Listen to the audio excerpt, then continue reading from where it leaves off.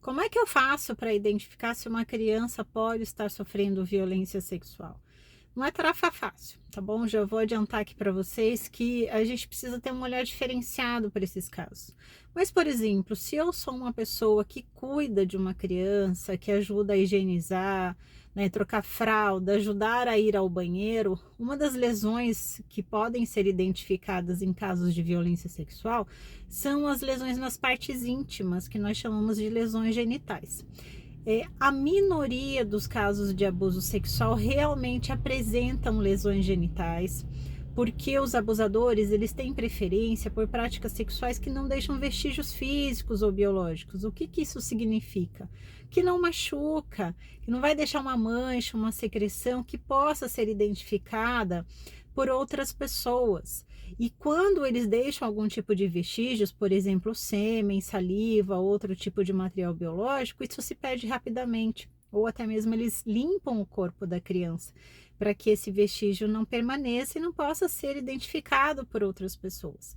No caso dos machucados, das lesões genitais, o que a gente pode encontrar? A gente pode encontrar lacerações, sinais de sangramento. Então você vai limpar uma criança e vê que a calcinha, a cuequinha está com uma manchinha de sangue, ou que tem um machucado bem na entradinha da vagina ou no ânus da criança, mas muita calma nessa hora, porque outras situações também podem, né, ocasionar lesões nas partes íntimas. Dependendo da fase em que a criança esteja, a própria coçadura, é natural que a criança coloque, né, leve as mãozinhas para as partes íntimas para coçar. Então verifique se ela não está assada, está com assadura, está com alguma região ali mais ressecada, com descamação. Isso pode gerar coceira, então a criança vai lá e coça e pode machucar as partes íntimas. A assadura também é muito comum nessa fase, principalmente na primeira infância, na fase do desfraude.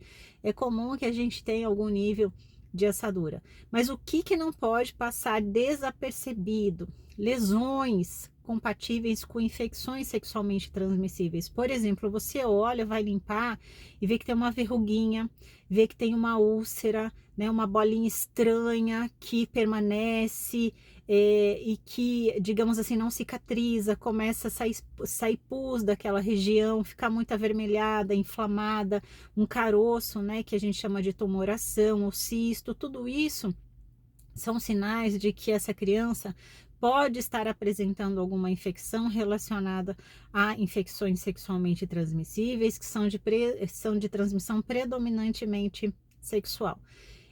Não é fácil, gente, até mesmo nós, especialistas da área, às vezes temos dificuldade em bater o martelo e falar, olha, isso aqui realmente é violência sexual.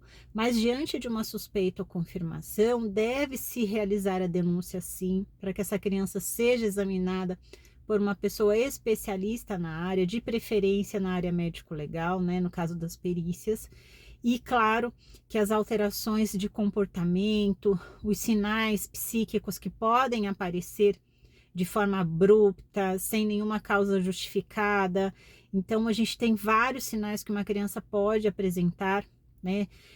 Sem que nada justifique aquela alteração de comportamento ou início daqueles sintomas. Eu vou elaborar para vocês um texto só sobre sintomas psíquicos, alterações de comportamento que podem ser identificados, né? Sinais que podem ser identificados nessas situações, mas queria focar com vocês hoje nas lesões genitais, das partes íntimas.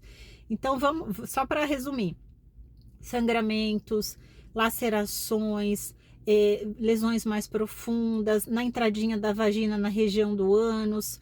Se você verificar que tem uma fissura, uma laceração sangrante ou lesões compatíveis com infecção sexualmente transmissível, como por exemplo o HPV, que são as verrugas, o herpes, que são aquelas ulceraçõezinhas, aquelas pápulas, né? Aquelas elevações da pele com um fundinho mais profundo e com secreção, ou um cisto grande, um furúnculo na região, tudo isso pode estar relacionado, tá, com uma infecção sexualmente transmissível.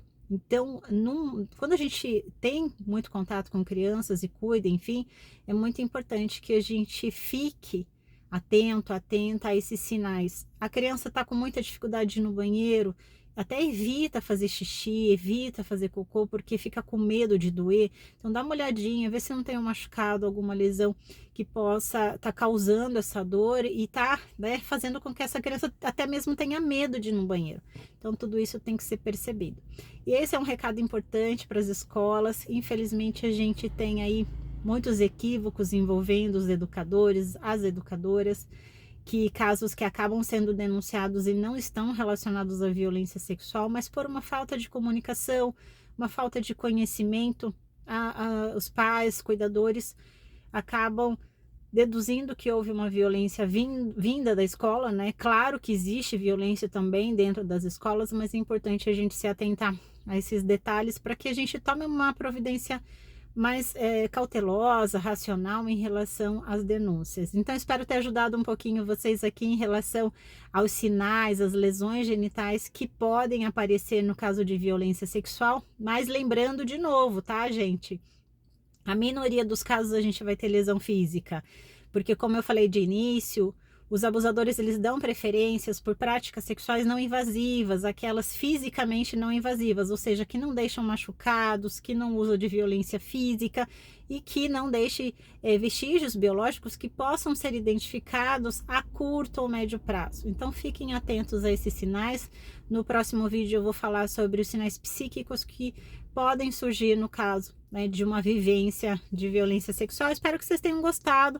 Deixa aqui, curte aqui, deixa seu comentário, se inscreve no canal, compartilha essa informação que ela pode ajudar muita gente que quer fazer alguma coisa, mas não sabe muito bem, tá? Como fazer, né? Como proteger as nossas crianças e identificar e prevenir.